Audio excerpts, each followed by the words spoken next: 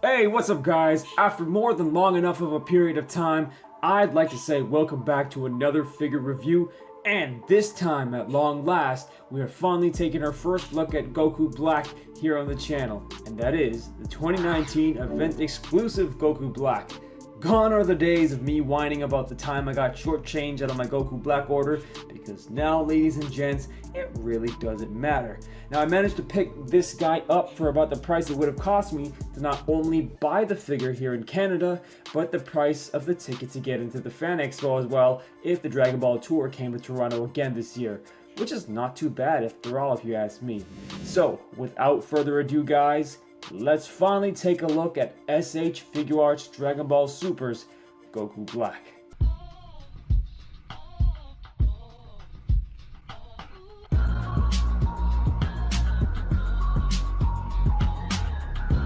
Hey guys, if you're brand new to the channel, don't forget to hit that subscribe button and definitely ring a ding ding that bell notification button. It helps the channel grow and it helps me bring you guys a lot more.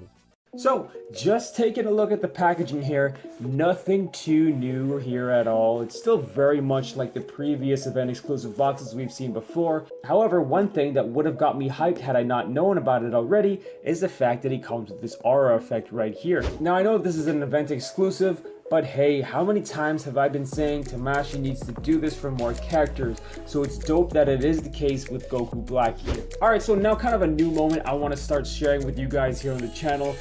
And that is pretty much the unboxing reaction of this live with you guys. Or what I'm now calling the Freshness moment. Brought to you by Round Spidey. So, for the very first time on the channel, let's get that going.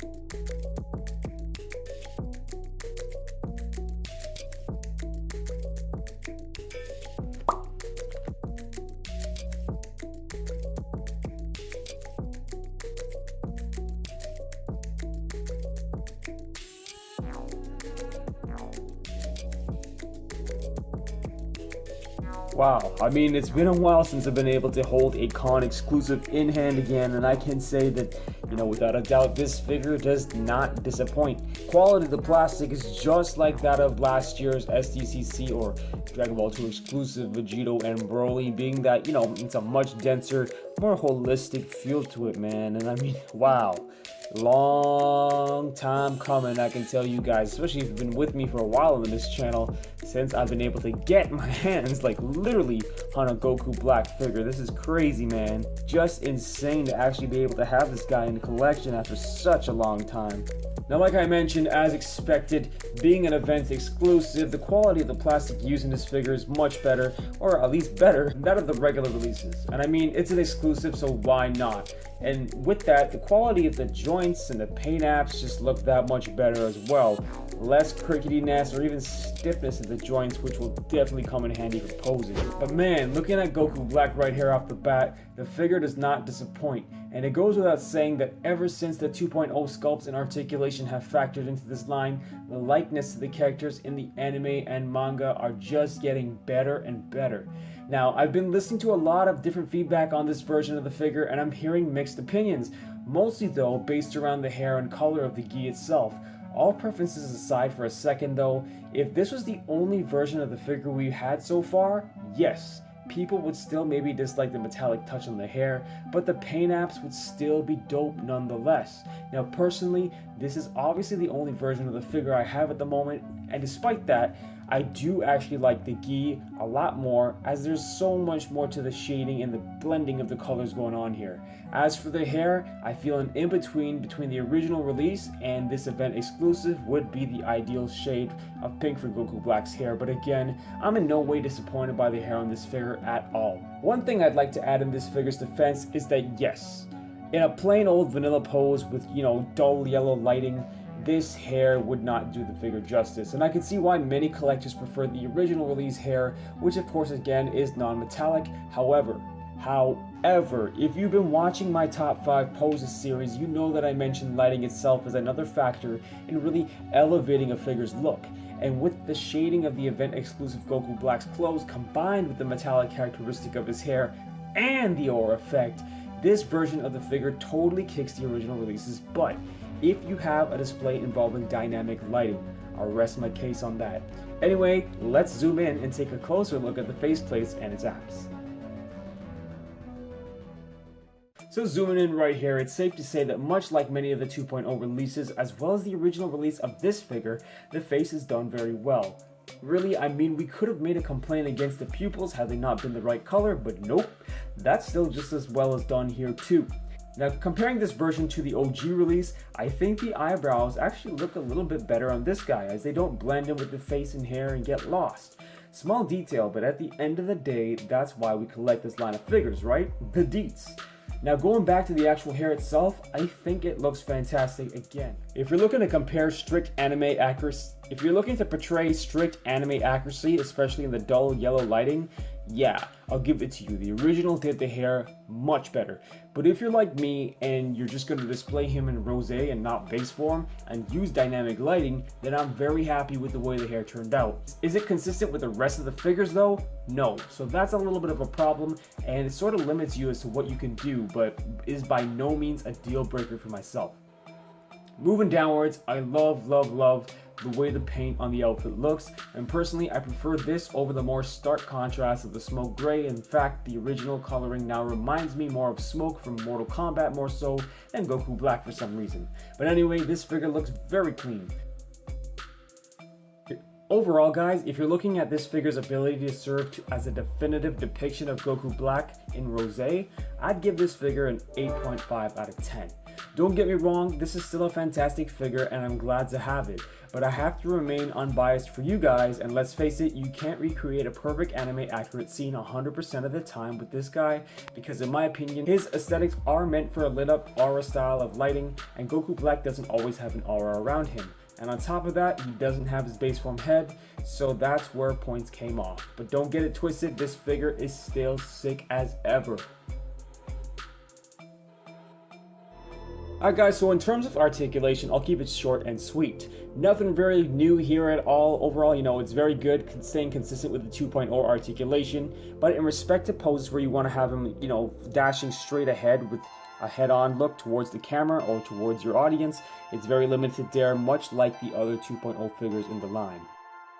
So in terms of hands and faces we do get a decent amount with Goku Black. And again, the biggest difference between this and the initial release is that we don't get a base form head.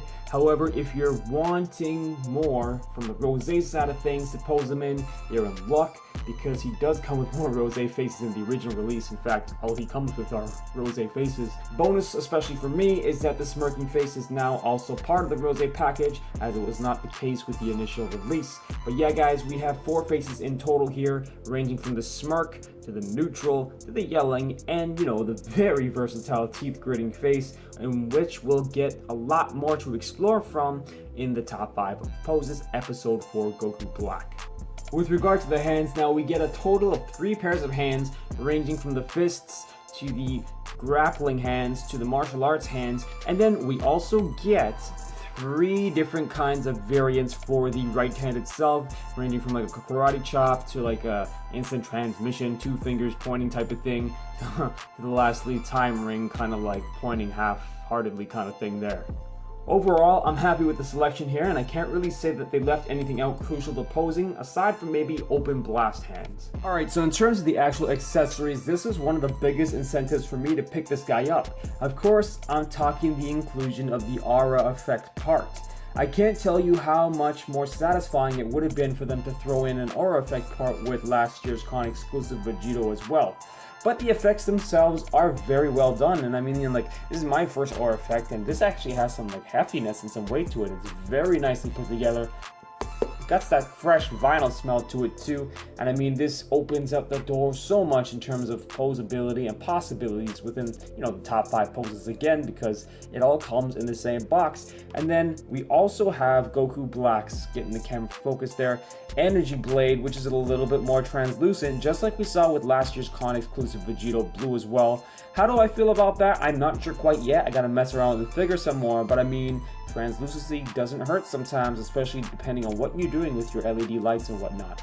I think the only thing that would take away completely from these effect parts that Goku Black has came with in this exclusive release is if Tamashii up and sold this colorway, this exact colorway here, separately I mean, that would totally ruin the exclusiveness of it, so I don't think that they would do that. But wow, like, this thing is superb looking. Like, wow, like, it's not even cheap feeling either. It's got some heft to it, like I mentioned. Really happy that they included this. Alright guys, so the 2019 exclusive Goku Black. I'll say for myself, it's been a long time coming since I could finally say I have any Goku Black in my collection. And while I don't have the original release, I can't say I have the desire to go out and chase it. I mean, as I mentioned, I most likely would have just used the Rosé form anyway, so the fact that I get more faceplates for that is just sweet, a big plus, in addition to the aura effect, of course. And I know there are a lot of people who are judging this figure solely on the hair and the metallic paint, but again, it's really depending on what you're wanting to do with the figure, guys, and your lighting. So my suggestion is to spend more time posing this figure in different lighting before you make your final call. All in all, I'm psyched to finally have this guy in my collection, and I can't wait to pose it for you guys. So definitely check out the Type 5 poses when it comes, and so definitely be on the lookout for the top 5 poses Goku Black Edition when it drops. But what about you guys? Did you pick them up? Especially those of you who don't have a Goku Black in your collection. Which one would you get and why? Let me know in the comments below, and stay tuned for the top 5 poses Goku Black Edition like I mentioned. You know what I always say, guys? May the best of your todays be the worst of your tomorrows. Peace.